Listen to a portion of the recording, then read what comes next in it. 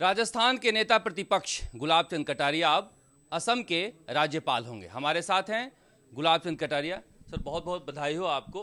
एक बड़ी जिम्मेदारी मिल रही है आपको, लेकिन चुनावी साल में यहाँ लोगों को लग रही थी गुलाब चंद कटारिया की ज़्यादा ज़रूरत है।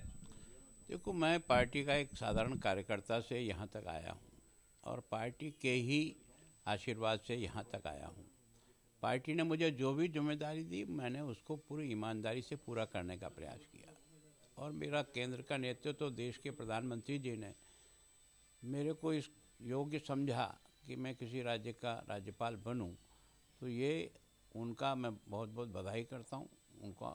और मैं उनको ये विश्वास दिलाता हूं कि आपने मुझे जिस मंशा से जो जिम्मेदारी दी है, मैं कार्यकर्ता के नाते अपने इतने लंबे राजनीतिक जीवन के आधार पर इसको बहुत ईमानदारी से और पूरी निष्ठा और परिश्रम से पूरा करने का प्रयास करूँगा।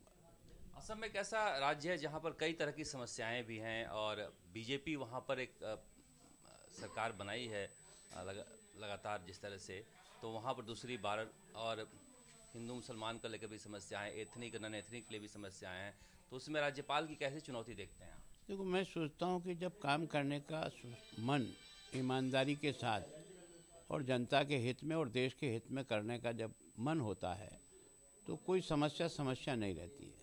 समस्या अपने आप हल होती है। अगर मन में ही कोई कमी खामी हो, निर्णय करने में ही कोई पक्षपात हो, तब तो संकट आता है।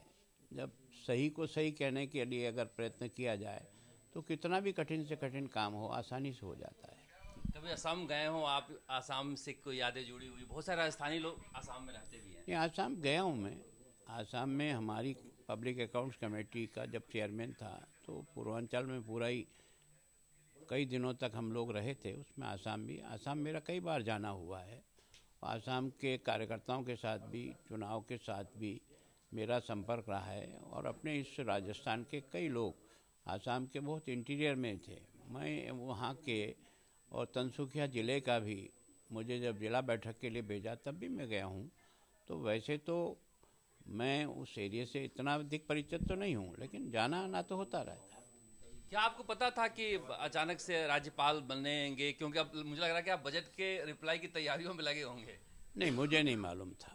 मुझे तो ये पार्टी के और निर्णय के बाद और आप सब लोगों के फ़ोन आने लगे उसके बाद ही मैं स्नान करके निकला ही था पूजा करके, और मुझे समाचार मिला। तो मैं भी पहले कंफर्म नहीं कर पाया कि मुझे दी है, लेकिन जब अधिकृत कागज़ सामने आया है और आप सब लोगों का भी बार बार फ़ोन आ रहा था, फिर अरुण सिंह जी का भी आया, पूनिया जी का भी आया, राजेंद्र जी का आया, बाकी सबसे आया, तो निश्चित रूप से मुझे ये जिम्मेदारी प्रधानमंत्री जी ने दी है और पार्टी के वरिष्ठ लोगों ने मुझे इस योग्य समझा है, तो मैं उनकी आशाओं पर खरा उतरने का प्रयास करूँगा।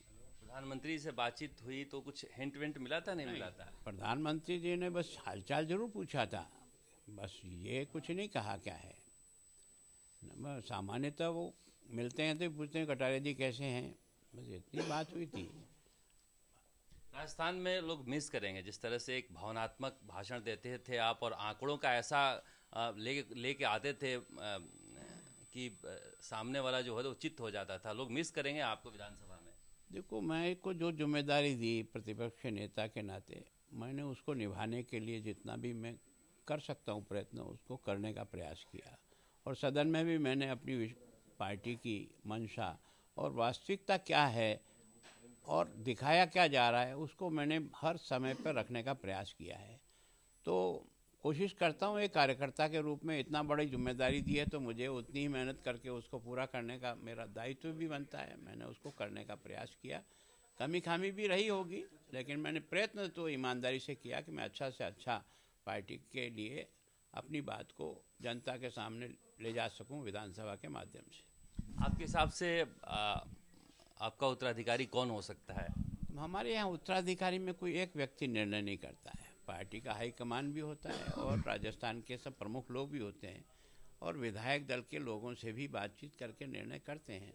मैं सोचता हूँ पार्टी बैठ करके जो निर्णय करेगी उसको सब पालन करेंगे। मैंने भी वैसे ही पालन किया। मुझे नहीं पता था 8 बजे तक कि मुझे प्रतिपक्ष का नेता बनाया जाएगा, लेकिन पार्टी के लोगों ने मिलकर तय किया और मुझे 8 साढ़े 8 बजे जानकारी मिली कि आपको नहीं है, तो मैं सोचता हूँ हमारी पार्टी का काम करने का अपना एक तरीका है, सबसे सलाह करके, सबसे बातचीत करके जो अच्छा से अच्छा निर्णय हो सकता है वो करने का प्रयास करते हैं। मेवाड़ में अचानक से एक कद्दावर नेता एक सरकारी पद पर चला जाएगा तो एक वैक्यूम भी आ जाएगा वहाँ पर। देखो, मैं सोचता हूँ बीजेपी में वैक्यूम नहीं आता है। कारण क्या है, बीजेपी में हमेशा नई पौध आती रहती है।